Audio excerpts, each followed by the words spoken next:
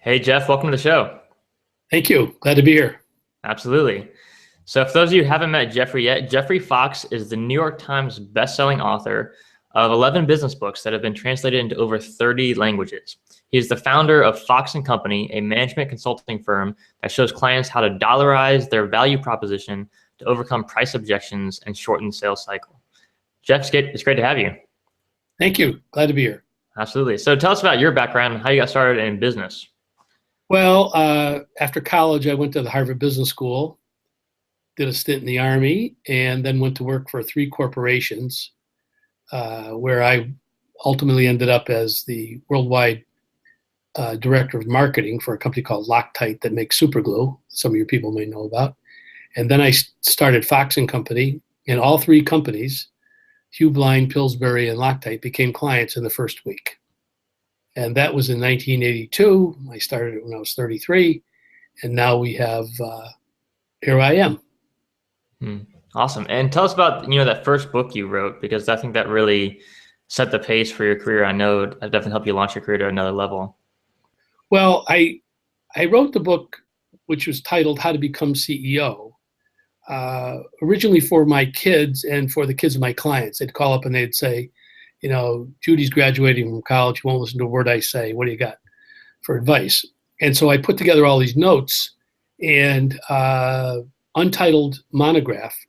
And I was on the board of trustees of a college, and they asked me to go and speak to about 35 men and women, graduating seniors, who were not only academic stars, they were also varsity letter winners. And I brought this untitled, densely typed monograph as a gift. They told me to speak for 20 minutes. I spoke for 10, which is of course correct. And I handed out this monograph, which was untitled. And unbeknownst to me, all of it, some of it, most of it got into the hands of a book packager in California.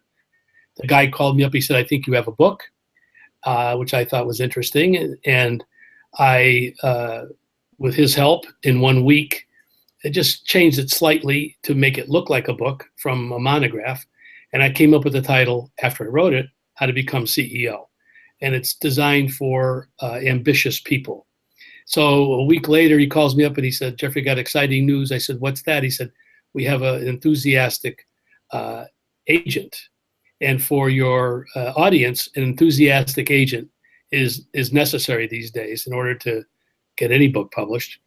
And 3 weeks later, she called me up and she said, "Look, at Jeffrey, I've got fantastic news." I said, "What is it?"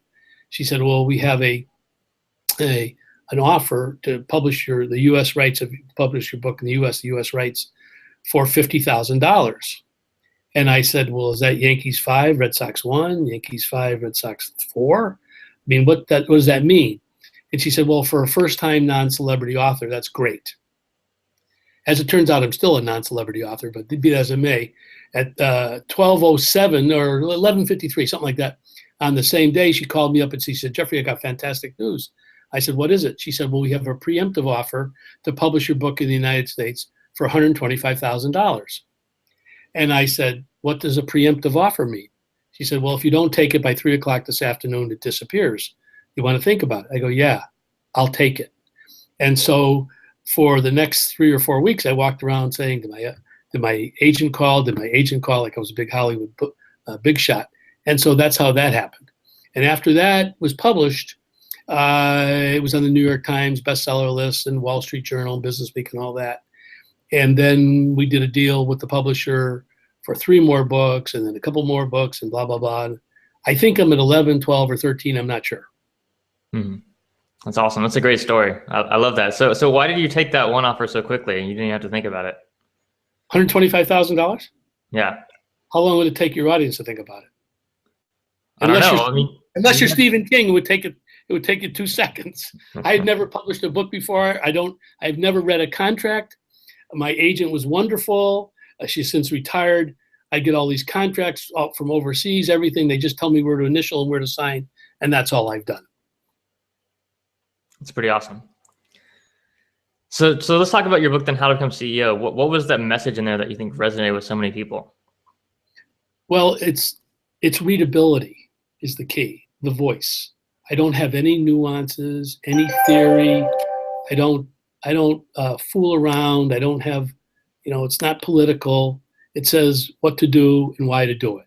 For example, one of the chapters is always take vacations, and it says why to always take vacations and how that will improve and enhance your career. I have a chapter in there that says always take the job that offers the most money, and explain why that's important for ambitious people of all ages, I might add. And that led to all the other books. And so my books are, when I say readable, that book is 75 chapters long, maybe 150 pages, maybe 12 to 15,000 words. You can read it on a flight from Connecticut to Chicago. I established the first hardcover book size that was the size of a paperback, but it was in between, it was a hardback, but in between the price of a hardback and the price of a paperback. And that's the formula that I started, which has been emulated over and over and over, of course.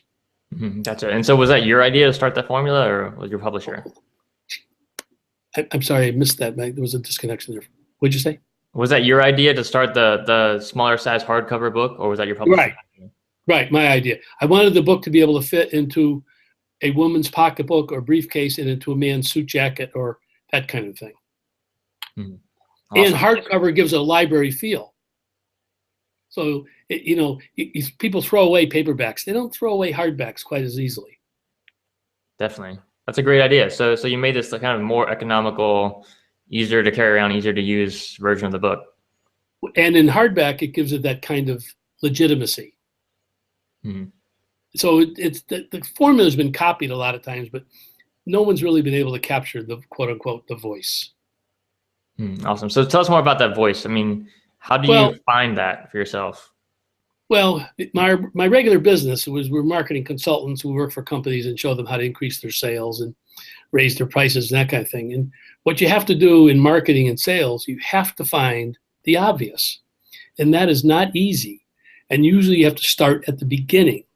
And if you read a lot of business books, and by the way, this is interesting fact, and whether it's true or not, I don't know, but I was told this by my publisher, somewhere between 90 and 95% of all business books are never read past page 14. And that's because they're boring.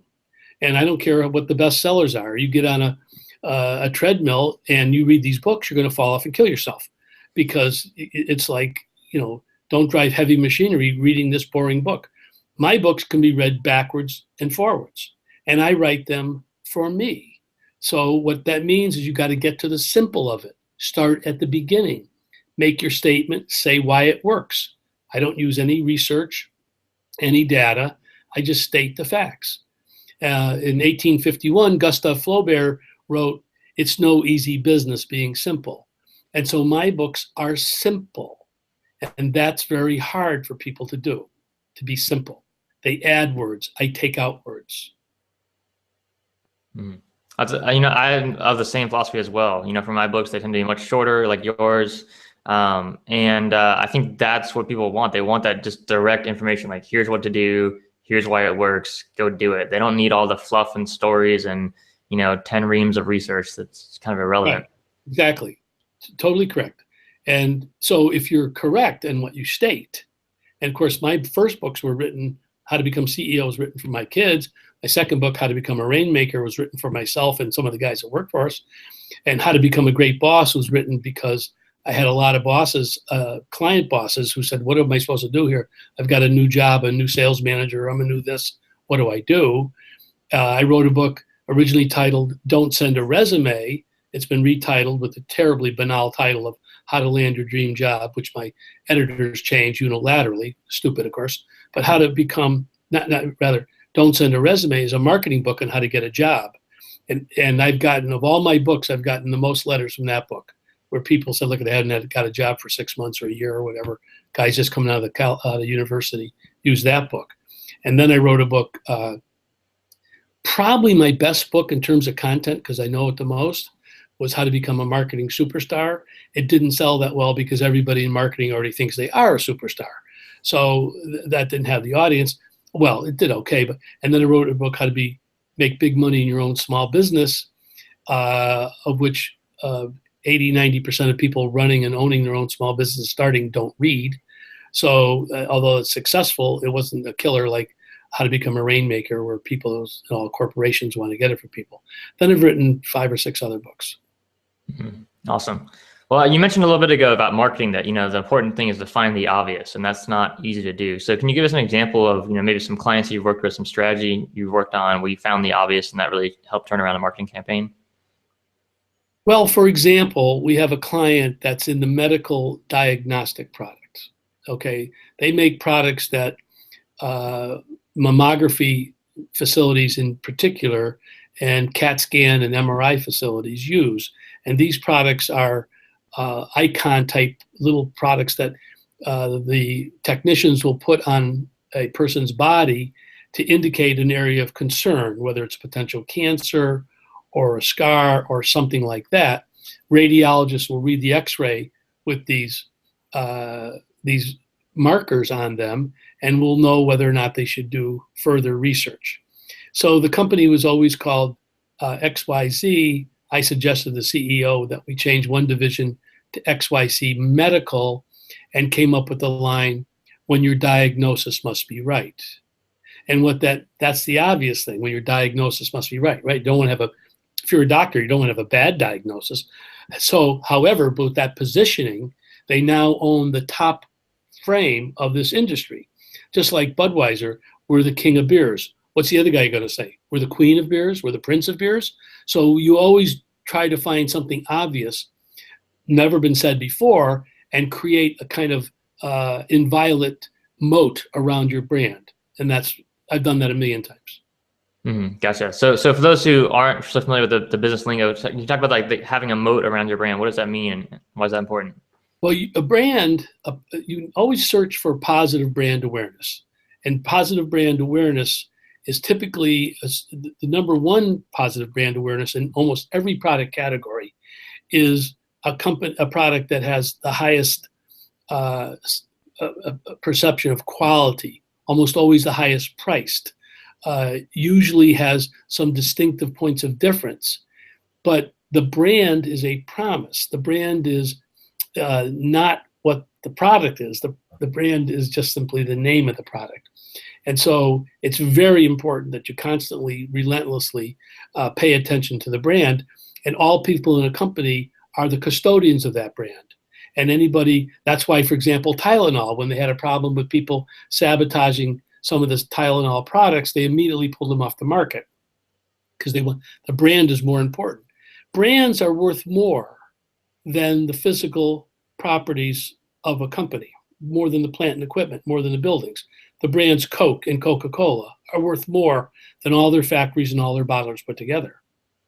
You'd rather own a market than a mill, and a brand represents the market. That makes sense, right? So the brand is the most valuable part for sure. So how do you, for someone starting out, maybe a new author, new entrepreneur, how do you build that brand from scratch? How do you build it from the beginning? Well, today's marketing world is different than it was, say, 5, 10, 15 years ago. Obviously, there's a lot more media out there, a lot more social media. And the biggest mistake that new entrepreneurs make, and forget the age, new writers make, is they conflate and make a mistake that the media, i.e. LinkedIn, Instagram, YouTube, whatever, they make a mistake that that's the message. It's not. It's the media. A bad tweet is a bad tweet, regardless of 800 billion people see it. So it's the message that these guys and gals must focus on. And once they get their story down, and if it's readable and fun and interesting and whatever else, people will read it, and then they'll start to get some movement, word of mouth, that kind of thing. First thing is you got to write something interesting, something good. Second thing is people have to be able to read it and like it. And then the third thing is figuring out which media do you want to place that on? Whether it's your own blog, whether it's an article in the newspaper, or you give a talk to the Rotary Club, or you read your book to 5-year-olds in a library session. If the book isn't good, if it's not interesting, if it's not got a lot of Velcro, it won't get read. Absolutely. I totally agree with that. So let's assume someone's got an amazing book, an amazing product, but they're not having much luck on the marketing end. How can they look at their message and make it better? How do they know it's something that's just going to resonate with their market? Well, there's a couple of ways, but first of all, it's good to have an agent that specializes in the genre. It's hard to get agents, and new authors know that, but agents specialize in romance novels, cookbooks, business books, that kind of thing. So that would help, because a good agent can break through the huge walls of I fear to make a mistake that publishers put around them. Okay, but I've written a children's book, hasn't been published yet. It's aimed at fourth graders, I think, maybe precocious third graders, maybe slower fifth. I don't know. It's a children's book, and it's a chapter book, and it's about an orphan hero. Happens to be an abandoned pot-bellied pig on an island. It's based on a true story. Now, I've had approximately 100 parents, teachers, and kids read the book, and the parents and teachers, oh, that's a little harsh, because in this story, that in real life, the Vietnamese pot-bellied pig is shot 2 times in the head by a bad guy, buried on the island, and 3 days later dug himself up out of the grave. That's a true story. The kids, on the other hand, didn't think it was so terrible and direct. They thought the ending was too weak. They thought the ending should be much more merciless against the mean man, as we call him in the book, the mean man who shot this pot-bellied pig. So what I did there was I got feedback from my customers, my readers. I don't always do that, because if I originally said I'm going to say this, 99% of the people say don't do that. Don't do that. So almost always on my level with my regular business books, I don't care what anybody else thinks. I write them my way, and that's usually different. Children's book, I want to get a feel for what the kids are thinking these days, with all the helicopter hovering parents that won't let their kids even, eat a bite of dirt. You have to be careful. Mm-hmm. Absolutely. So that makes sense. So when you're the expert, like in business books, that's your area of expertise. You don't really need that feedback so much, right? But right. When you go into this new market, children's books, you're not an expert in that area at all. So you wanted to get lots of feedback from your customers. Right. I know the book is good. I know it's interesting. I know it's fun. I know it's got drama, and I know it's about the orphan hero. I know it's emotionally resonant, because children, the biggest fear they have from fairy tale days is being abandoned. And that's what happened in this case on an isolated island. This pot-bellied pig was abandoned by the family that brought them there for a vacation.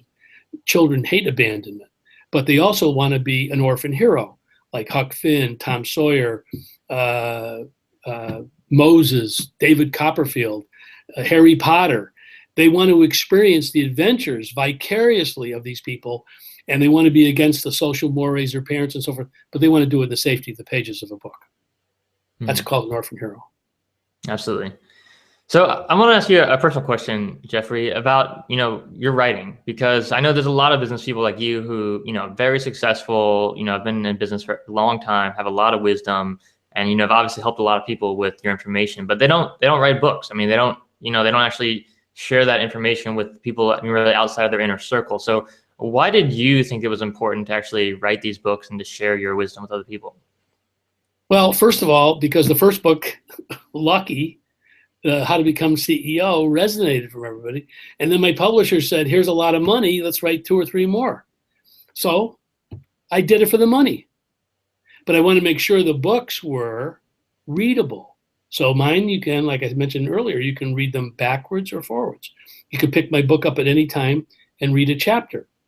My book, How to Become CEO, was just again selected for the 3rd time in a row as one of the 100 best business books ever written.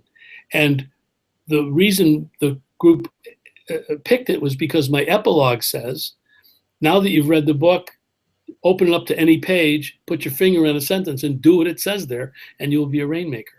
So I have no fluff, everything. So I really didn't do it to be a big business bonus baby proselytizing to the world. I did it because I got into it by luck, and it kept going, so I kept doing it. Gotcha. I mean, that's kind of the way most business deals work, right? I mean, you get into a line of, an opportunity comes by, you take advantage of it. If it works, you keep going that path. If it doesn't work, you find a different way to go. Right. Right. That's the art of being an entrepreneur, right? Right. I mean, and taking a chance. Usually when I'm doing something and everybody says, don't do that, no, it's no good, I know I'm right. Right, because if you're doing something and everyone else says it's not the right thing to do, then Yeah, that's something that no one else has really done. So there might be something really promising over there. yeah, just the crowd saying what everybody thinks, not thinking for themselves. All the great, I'm not saying ours is great by any means, but a lot of the great businesses are started by people that said that'll never work. Or people said to them that'll never work. Absolutely. So what are some big challenges that your clients are seeing right now in today's business environment? What are kind of the most common, issues and areas that you're having to work with? The most common challenge good companies, is they've invested tons of money into R&D, engineering. They create great products with points of difference over their competition, and they don't know how to price them. They don't price the products to value. They price them to a target gross margin percentage, or to recapture R&D expenses, or recapture manufacturing costs. That's a mistake. They should price their products to value. So if your product costs $1 to make, but generates $20 of value to a customer, you can price it at $15.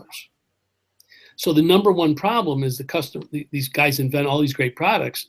They don't know how to price them. And if they do price them to value, which makes them a premium priced product in the market, the salespeople and the marketing people don't know how to overcome the price objection. The guy says, your filter's $40, ours is $35, we're just as good, go with us. And the customer says to the $40 filter guy, why is your product better?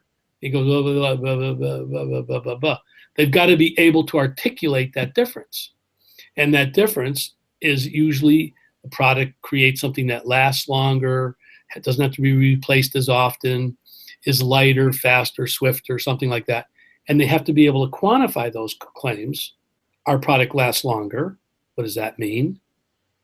Well, it lasts 3 times as long. And what does that mean? That means in the same time period, you have to buy 3 of the competitors for 1 of ours. So if the competitor's product is $3 and our product is $4, they have to buy 3 or spend $9 to be equivalent to the $4. That's dollarization. That's the biggest problem in industry today. 5 to 10% of the companies know how to price and how to price and protect their price. Gotcha. So that makes a lot of sense. So essentially, this is the kind of the process for salespeople to explain to the customer, like, this is why our product costs more, because it's going to provide this amount more value for you. That's right. Our product is priced higher, doesn't cost more. It's a higher price, but it's a lower true economic value. Gotcha. So is there a way you can communicate that same message without that one-on-one salesperson conversation? Well, one of my books is called The Dollarisation Discipline, which is a little different than my other books because it's more texty. It's still written in a highly readable way, I think. It's a little bit more comprehensive. But there's all kinds of ways salespeople and marketing people and anybody can communicate their value. They just have to understand that people want facts and data and numbers. They don't say, our light bulb's the brightest. What does that mean? Nothing. Our product is the strongest, lightest, fastest, most robust, best. What does that mean? Nothing. So you got to translate your benefits into numbers. And then once you translate your benefit into numbers, you then turn it into dollars or yen or pesos or rubles.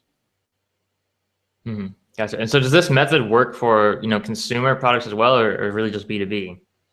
Well, it depends on the product, which is a good question, by the way.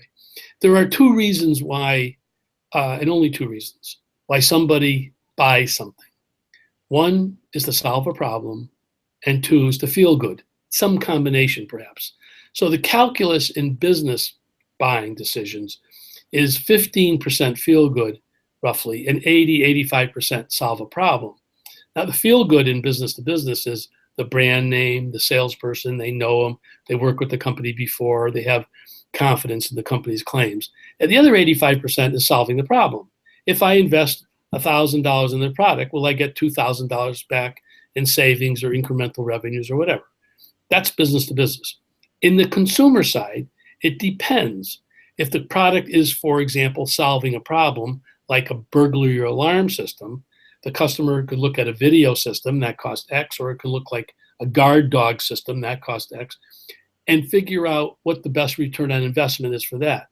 But a lot of consumer products, for example, a woman buys a nice dress for her high school reunion, that's a feel-good decision. So heavily weighted toward the feel-good. So that's why consumer marketing people, the best and the brightest, really understand how to tap into what makes the consumer feel good about this product. Is it the look, the style, the fashion, the spokesperson who endorses it? So that's why that's a good question. It's complicated. Consumer marketing is difficult. Mm. So that's a great answer. So it sounds to me then like, when you have that kind of consumer-based product where it's a feel-good decision, that's kind of seems to me like when you would want to do more of those focus groups like you did with your children's book, where you're asking your audience, okay, what do you like about this book? What don't you like about this book? Is that when you would want to do focus groups and those kinds of things to really get in touch with your customer? Focus groups are very important, and we use them with some of our clients all the time on the introduction of new products. And not enough people use focus groups. They're kind of expensive. Small companies don't. So sometimes you have to be your own focus group leader. Just go out and ask people. The one thing about focus groups that a lot of people who've used them a lot really don't know is that you could have a lot of very positive answers and positive feedback and not have a winner. But if you get negative feedback, you have a loser. So focus groups are really good to get the nuances and get subtleties and why they like this claim more than another claim and advertising and so forth. And I encourage people to do it. But if you get 2 or 3 focus groups in the same demographic profile that you're targeting, and they come back with negatives, even unintended negatives, you've got to abort. Gotcha. Is that kind of because like of groupthink, so that you might get a lot of positive feedback, but it might just be everyone disagreeing with everyone and not really their true opinion? It depends. No, I think it depends totally on the focus group leader. A really professional, experienced focus group facilitator won't let that happen. And that's how they recruit. That's how they use honorariums, how they set up the rooms, and so forth. So yes, it could happen if you had, an experienced focus group facilitator, but generally the good facilitators know what they're doing, which is what your political campaigns are doing right now. All the politicians, they have focus groups going on 24 hours a day, and they have the best and the brightest running them, and they get a pretty good feel. So when you hear a particular political candidate say, we are stronger together, trust me, that's been focus group tested. Right. Now, so they had a whole bunch of phrases they wanted to say, and they asked the focus group. Something else, but yeah, they'll say what the focus group says works. Now that doesn't always work, as I said. Sometimes positives aren't real, but negatives are. Mm-hmm. Gotcha. So what about just going out, for just talking to customers one-on-one, going on the street, talking to people, sending out emails, just one-on-one outreach to get people's opinion? Well, I think definitely today you've got to get out of your office. In fact, I call it I'm working on another book, a business book. It's OOO, out of office. I'm worried today, a lot of the young sales and marketing people prefer to stay in their office, send emails, get emails, go to voicemail, listen to voicemail, instead of going out and touching the customer and meeting the customer and listening to the customer and the prospect, the aware non-user, the aware user, the unaware non-user. Why? What are they saying? What are they thinking? What's happening? How do I crack that code? You got to go into the marketplace. More important than anything else, probably. Mm. So what are some tips that you've learned, when talking to customers to actually, because in my experience in business, like a lot of people aren't good at listening to feedback. So if someone says, Jeffrey, your children's book sucks, like this is just bad. A lot of people just, immediately like get defensive and can't listen to that feedback. Is there a way to like really overcome that kind of resistance so you can actually, when a customer says, hey, we have a big problem here, you can actually listen to them and not react personally? Well, that's what you have to do. You have to be dispassionate. It's very hard to listen. So one of the rules in listening, especially for salespeople, is to listen for something. Listen for facts, data, names, places, dates. Listen for something. And when someone says to you, that book is terrible, you say, okay, I understand where you're coming from. Why do you say that? Could you be specific? What would you have? What would you do differently? What do you like? Now, if you're talking to a nitwit, okay, you got to move on to someone else. However, people are inarticulate many times on what they don't like. Oh, I don't like that ice cream. Why? I don't know. It's got a bad flavor. Well, you've got to try to keep probing, as I say in the Rainmaker book, onionize, peel off the onion, keep peeling until you get to the essence. And you listen for facts, numbers, dates, names. And if you can do that, you're going to be better off. But it is very important to be open-minded about what you're writing. Like I said, I was open-minded about the kids. They didn't like the ending of the book. They thought it was too nice to the mean man. And they didn't like the mean man just being humiliated. They wanted him eaten by sharks. And so he's been eaten by sharks. Simple as that. So you weren't too, it wasn't like your baby where you're like, I'm not going to change the book. It's just my way. You were open to that feedback and open to change. Well, I am open to change. Not a lot of change, I'll admit. Like, for example, my first book, I had a chapter which was called Friday is Hey Baby Day. And in that book, How to Become CEO, I suggest to people in management, if they want to get up the ladder, what they do is they go meet all the people that work in the company in jobs that are not necessarily visible. The sales administration assistant, the R&D supervisor, the manufacturing project manager, or something like that. And on Fridays, 1 or 3, whatever, a month, you take the gal out and you say, what do you do? How can I help you? I called that Fridays Hey Baby Day. Now, my agent was a woman, my publisher was a woman, most of the people in my family are women, and they thought I was being sexist when I said Friday is Hey Baby Day, and I'm not. It's a baseball term. Hey baby, how you doing? Willie Mays, hey baby. And I thought, oh my God, I'm not being sexist. So we changed it to Friday is How's It Going Day. But not sexist. I listened to them, put it in. Wasn't a game changer, so go ahead. So I am open to advice and criticism if I think it's warranted. Absolutely. If I think it's off strategy, I don't do it. What do you mean by off strategy? Well, for example, if it's off voice, if it becomes soft, if it becomes nuanced, if it becomes he said, oh, and she said, he, she, and all that jazz, the political correctness stuff, it's boring, and everybody out there knows it. So if I think something like that, if I think a word in my book is boring, I take it out. Now, meanwhile, back in the ranch, I make up words and put them in my books. I make up words like dollarization, scattergram, administrivia. My favorite probably is ostrichical. So someone's ostrichical.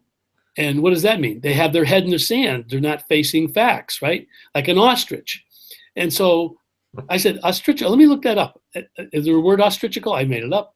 I look up ostrich. And in the definition, the Latin or Greek derivation, it's something like Avis struthius or Avis struthini or something like that.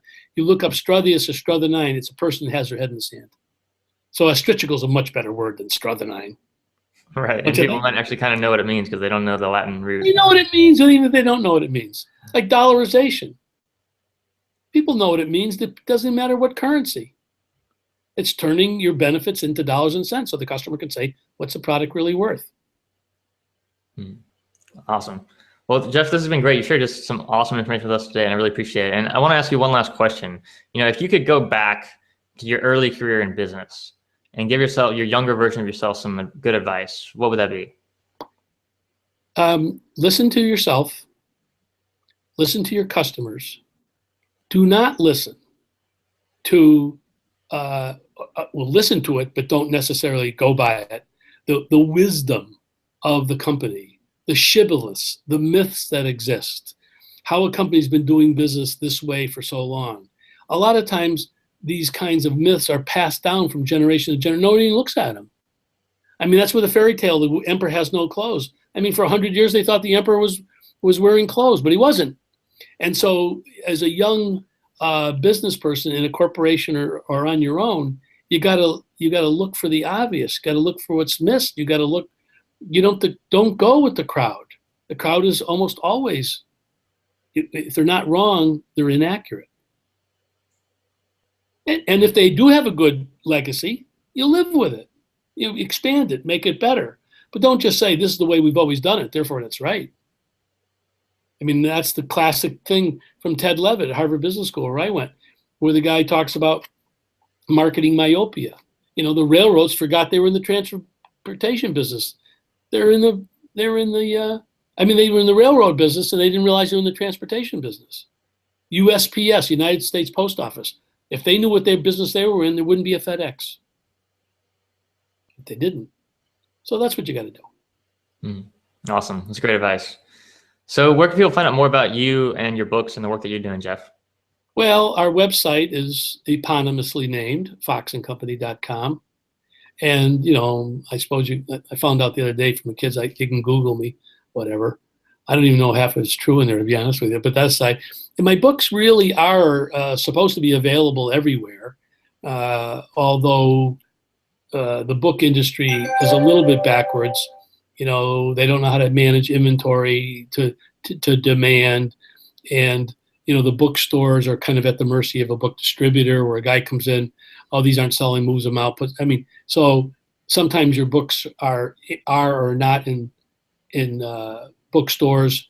But my business books, a really good source is 1-800-CEO, CEO Read. CEO Read. It's a business book online kind of bulk seller that specializes in business books.